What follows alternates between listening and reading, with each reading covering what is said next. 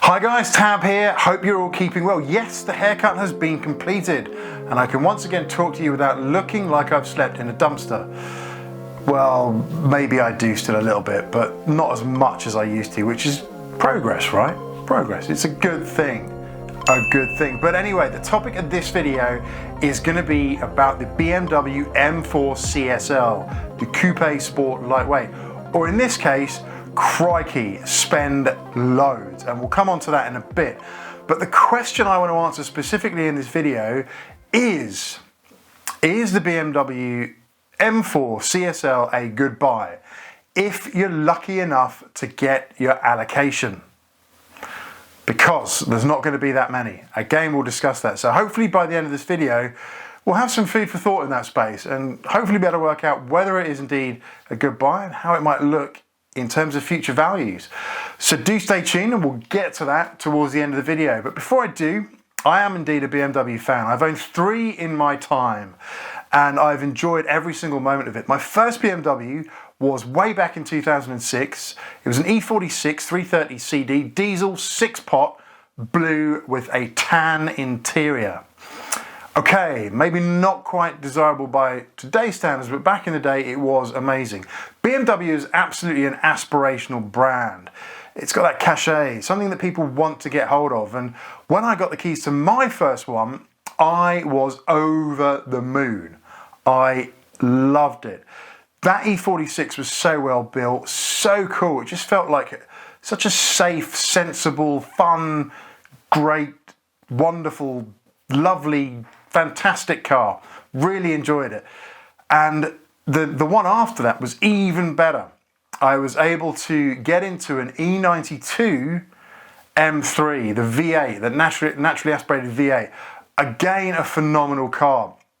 And a real departure in terms of design from the previous generation. But it was an amazing car. I had to get out of it a bit sooner than I'd have liked because my role changed and I was going to be doing a lot more miles, which meant it wasn't really the best car to be doing sort of 25,000 miles a year. So the following car was a 320 diesel, the coupe, very sensible, but again, yeah, pretty well built. Not quite as built as the previous gen, I don't think, but still a good car. But anyway, this video is all about the M series, right? So I've owned one M series, that M392.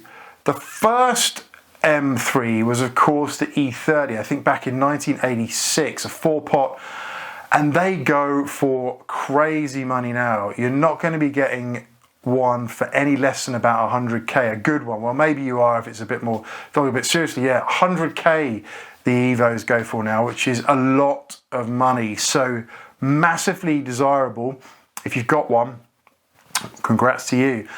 The one after that was the E36 M3.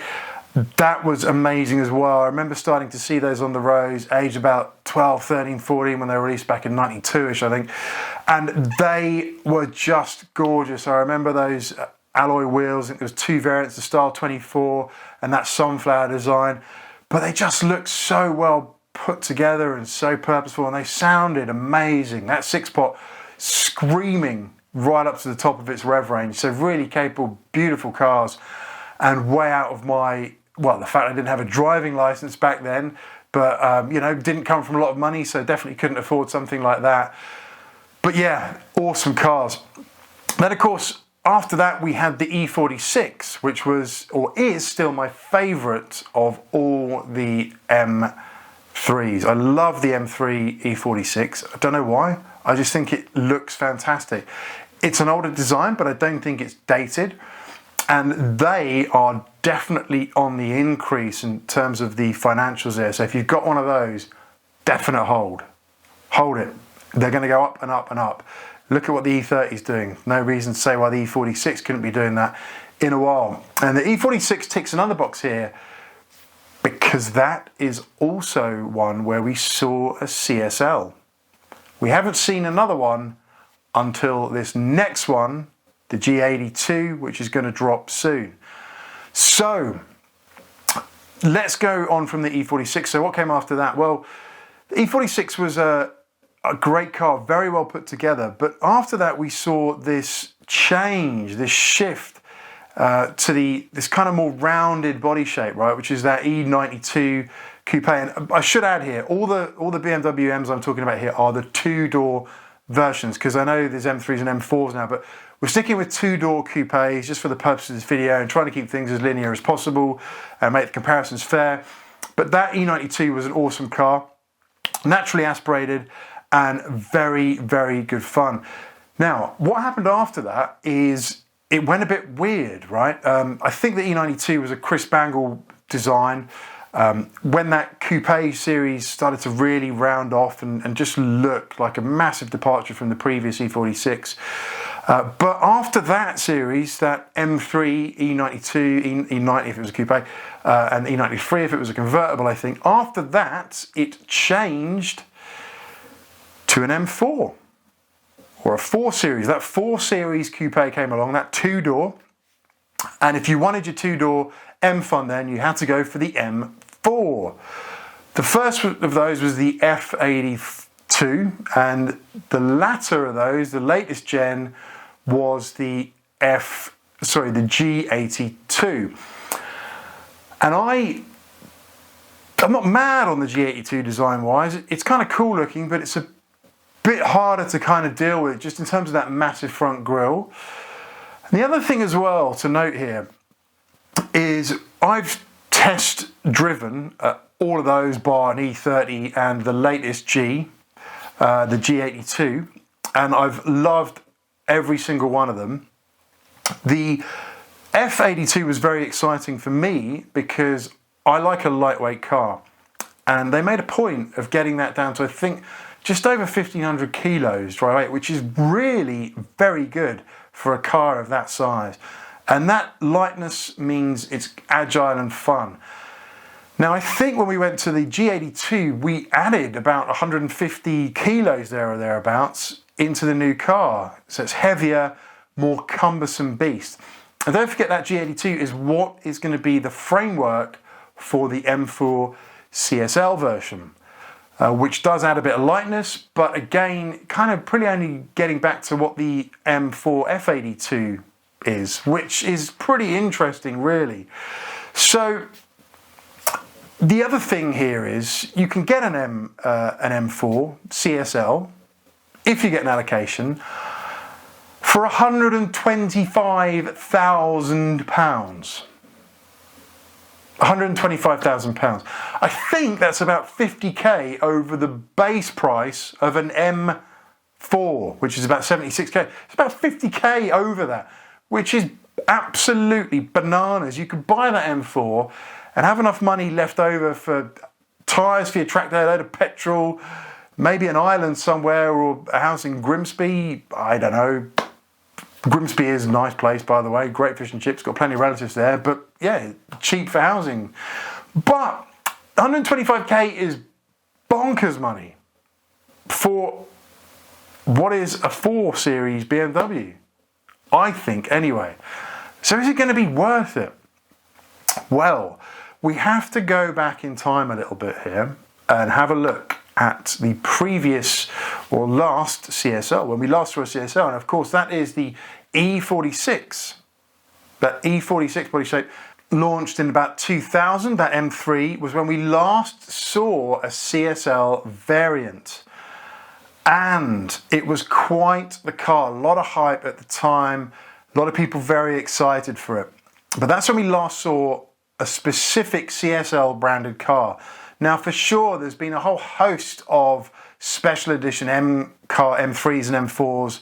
In the interim, there's been DTMs, GTRs, competitions, all sorts. I'm not going to cover all those because we'd probably be here about another 10 years, I think, just to go through them all. So I really want to focus on the CSL. The CSL was track focused, lightweight, had the SMG transmission, which was, again, a lot of people weren't mad on that because they thought it was very jerky and prone to failure, not so reliable. I think it was possible potentially to go beyond the red line if you shifted in a certain way as well and potentially damage the engine. So there are actually people that do manual conversions of the CSLs. Now, I remember when this was released back in the day, I saw a lot of those on the road. I think it was 400 or so came to the UK. And a lot of those were seen, certainly by myself, on the road. Probably because I was just looking at cars all the time and trying to spot things. Bit sad like that, but yeah, saw a lot on the road. Immediately identifiable by, of course, the CSL branding on the back and that spoiler, that rear spoiler that wasn't part of the standard M3. And that M3 CSL was just really cool. Such a great car. And here's the thing.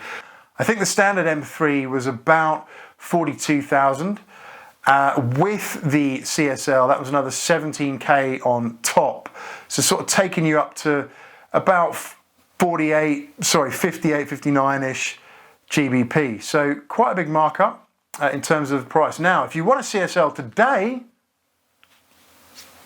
you're going to be spending, again, about 100k, which is absolutely crazy money. These cars really have gone up in value and they are very, very desirable. Now, looking at the new BMW M4 CSL, which I think does look fantastic. I think they've really sorted that front end out. For me, it looks much better than the standard M4. That is going to be £76,000 if you want to buy just an M4. But if you want that CSL version and you're lucky enough to get one, £125,000. Which is a crazy markup. Another 50k on top, which is I think about a 60% markup of the standard. Now, is it going to be a good buy? Well, if you've got an allocation of one, yeah, I think it is going to be a good buy, right? But if you don't have an allocation and you want to try and get hold of one, don't try and get hold of one, if that makes sense. And I'll explain why I think that's the case. So we can see now that in about sort of 20 years, well, 15, 20 years since it was launched, that first CSL has gone up in value and is significantly more expensive now, about 100k to get hold of one. What's going to happen with the new E40, sorry, not the E46, because it's not new, is it? That F82, sorry, so many versions, the G82 M4. What's going to happen with that? £125,000 to buy one now. Is it going to hold its value? Is it going to go up or is it going to decrease? Well, I think it will indeed hold its value and probably make those owners quite a bit of money in the long term, potentially. When the last E46 CSL came out, we didn't have the spectre of fuel going bonkers and also EVs on the horizon, this whole shift to electric vehiclisation. So I think there is a risk there that, you know, these new CSLs might just become museum pieces, right? And this, you know, is always a shame to see that happen to cars because they should be out hooning around a track. So that's something to bear in mind. But I think if you've got your allocation, absolutely go ahead and enjoy it. If you want to get something like that, don't bother trying to get hold of one. Get an F82 and do it up. You can get hold of an F82 now for pretty good money. And you could spend 20, 30k if you wanted to, turning it into a track beast and getting something that is just as good, I swear just as good as that new G82 M4 CSL. Now, the other thing, that M4 G82 CSL is going to be 550 brake horsepower. So it's a front engine car, rear wheel drive, so FR layout. And I always say there's only so much power you can put into a car that is front engine and rear wheel drive because you just don't have the weight over the rear end to get the power onto the road to get it down effectively. So that's something you've got to bear in mind as well.